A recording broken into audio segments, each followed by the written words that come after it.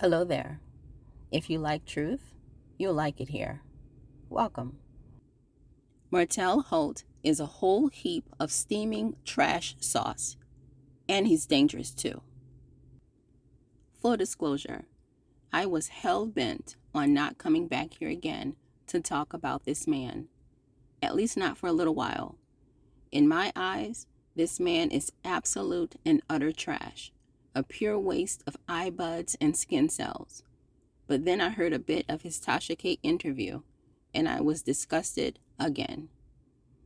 I realized something. This man is eroding. He is literally wearing away and breaking down in front of our very eyes. The definition of erode is to gradually destroy or be gradually destroyed. Is this not what is happening with Martel Holt? Anyone who saw that Tasha K interview can clearly see that this is exactly what is happening with this warm dumpster juice sauce of a man. I only watched about 5 minutes of the interview, literally, because that's all I could stand. His delusion, his statements, such as, I'm a good guy, I'm a good father, I was a good husband, etc., they grate on my nerves. I cannot stand a liar, and this man lies through his teeth, fingers, nose, and shoes. Every second this man is breathing, he is either about to lie, actively lying, or has just finished lying. Plus, he's still delusional. I mean, his level of delusion seems clinical, like it requires medication. I have never seen someone with a straight face, albeit a lopsided head, sit and say such statements pulled out of his behind that are not nearly based in anyone's reality. You're a good man. Where? You're a good father. When? You were a good husband who satisfied his wife, except for talking dirty. No. I am starting to think this man needs real, honest-to-God, professional help. Here are 2 ways that show exactly how he's eroding. Number 1. As I said, I only watched the interview he did with Tasha K for about 5 minutes. By the way, side note, how is anyone stupid enough to go on this woman's show and allow her to interview them? Tasha K is hurting for dollars, and she's being sued by everything not nailed down to the ground. So she will interview anything with a pulse if it will make her a few dollars. Why is anyone going there? Are people really this stupid? Okay, back to the video. The 5 minutes I watched the Tasha K and Martel Holt interview was long enough to absorb enough negative energy to get me irritated and upset.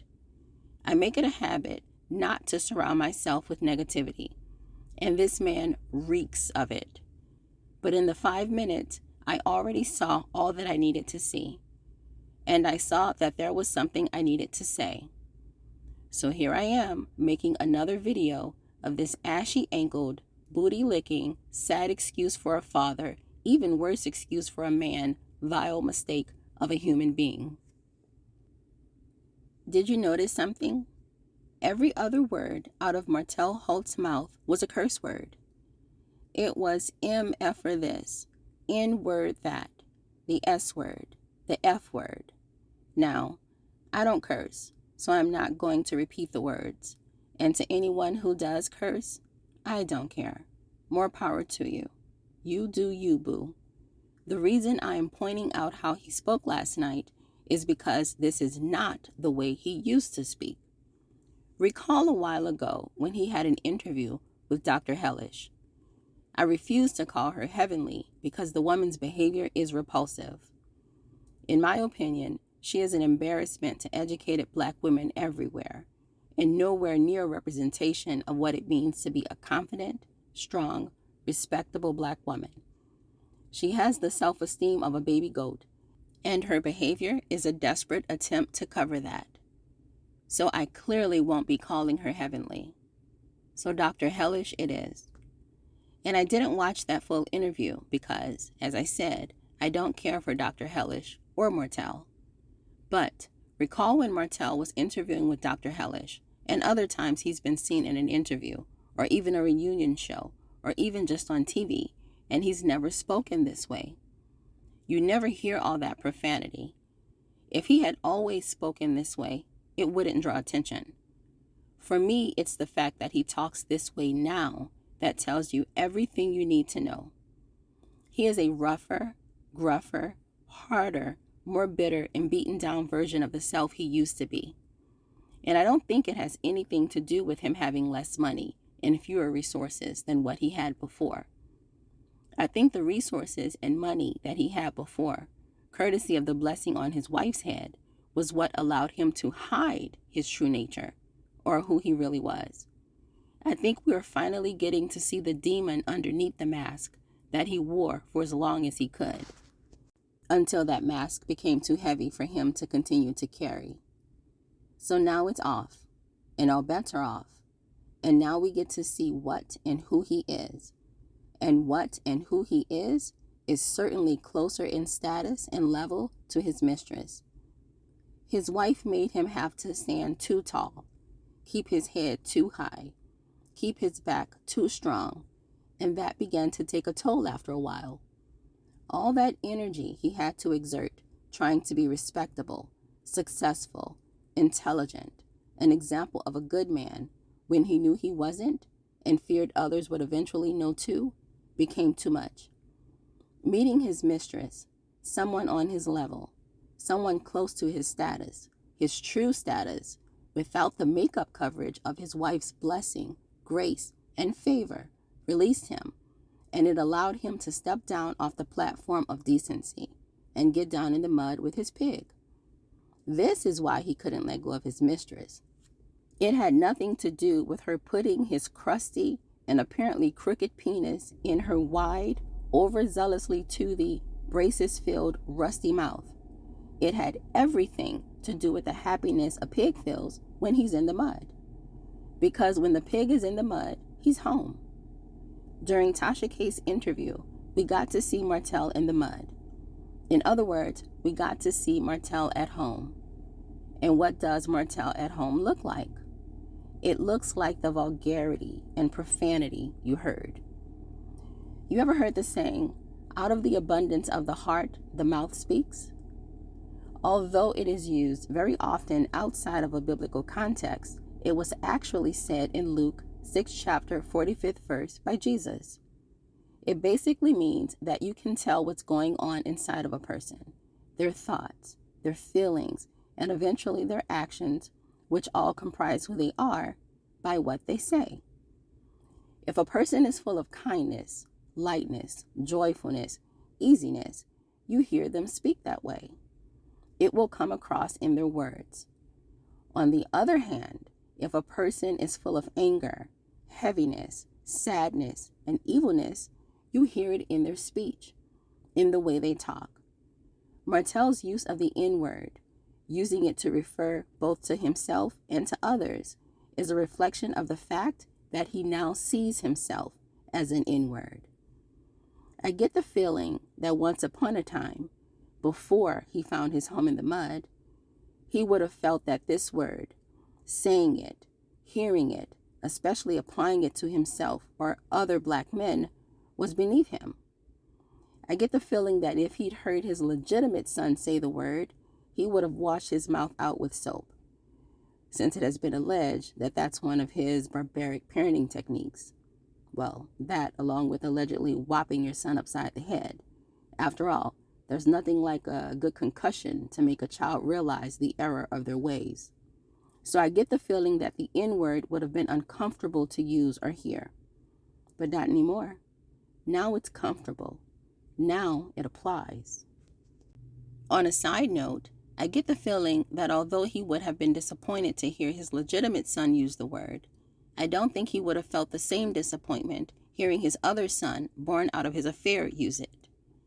Based on the way the child's mother speaks publicly, and the way that Martell more than likely also speaks in her presence, in the home they share, which means it's what the child hears, I think to hear the illegitimate son say the word would be par for the course.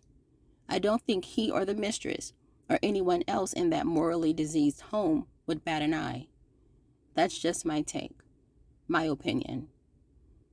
I highlighted the use of the N-word, but the same goes for the other words he used.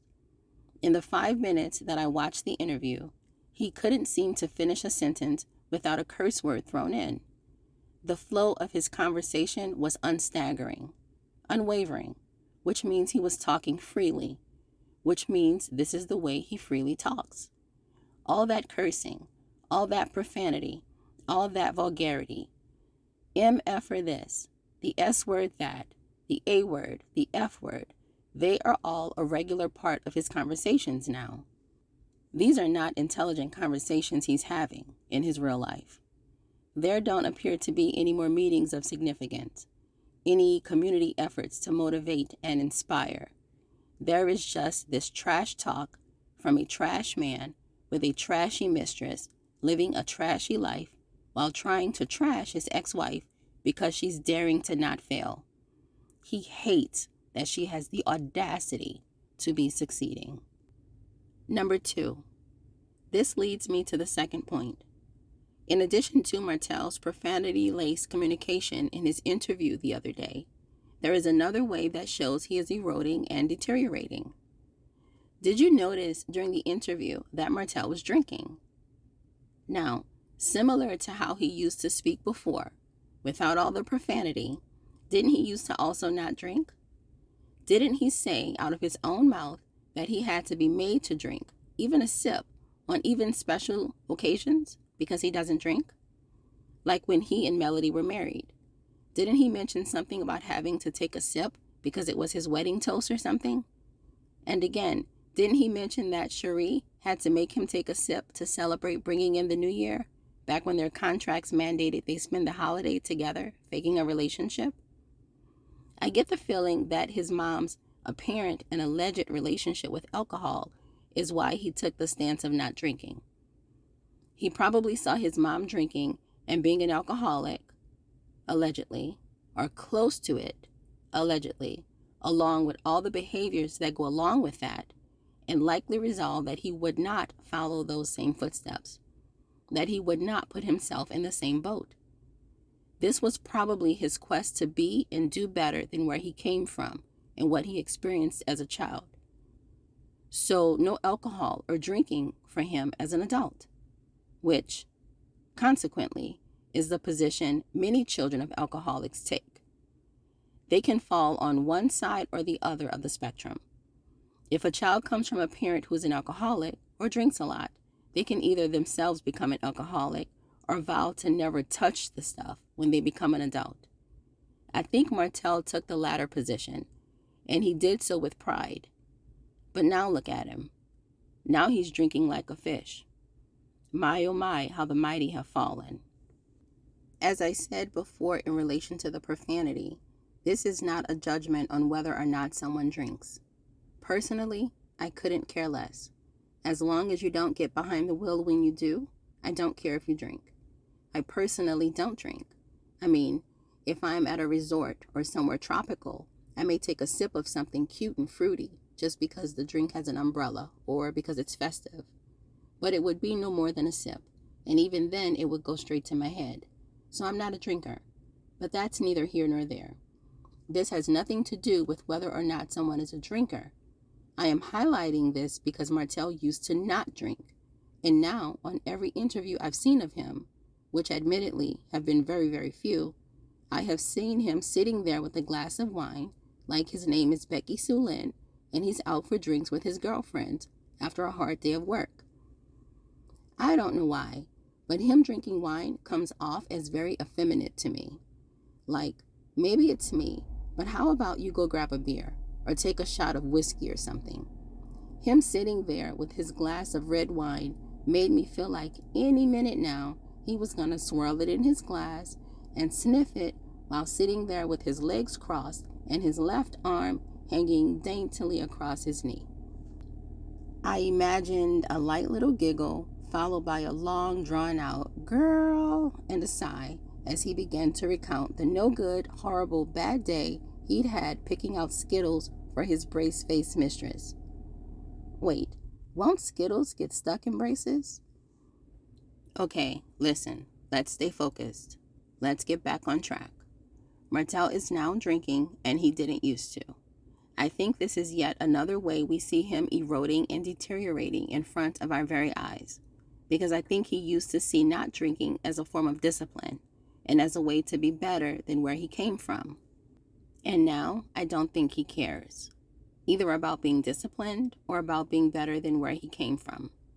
As I said before, he is home, comfortable, in the mud, with like-minded people. This feels doable and easy. He doesn't have to try anymore. He gets to just be. And the thing he gets to just be is the raggedy, trifling, bottom dweller he's always been, free of the standards of excellence his wife operates by and expected from him. This man is losing it, literally. He is deteriorating, eroding, right in front of our very eyes, and the fact that we get to watch this in real time is both intriguing and exhausting. To me, it is also very scary. I am genuinely fearful for his ex-wife. The level at which he no longer cares, and the way that he is going after her, no holds barred, trying to take her down, is fear-inducing. In my opinion, I truly believe that his wife is in serious danger, and I plan to talk about it in the next video, titled, Melody, You in Danger, Girl. Check it out and tell me what you think. More importantly, send it to Melody if you think it will help her. I know all of this started out as entertainment, but I think based on how fast her ex-husband is wearing away, I think things have reached a level that is no longer funny. Not that it ever was, but I think we've reached mission critical. So let's talk about it. Hello there. If you like truth, you'll like it here. Welcome. If you don't, or if you believe in groupthink, or bullying others into believing the popular opinion, then this isn't the place for you. So go ahead and just cancel me now. On this channel, we don't discuss my truth or your truth. We discuss the truth, and no topic is off limits. So, log in, like, subscribe, get comfy, and comment. It's nice to have you here. So let's talk.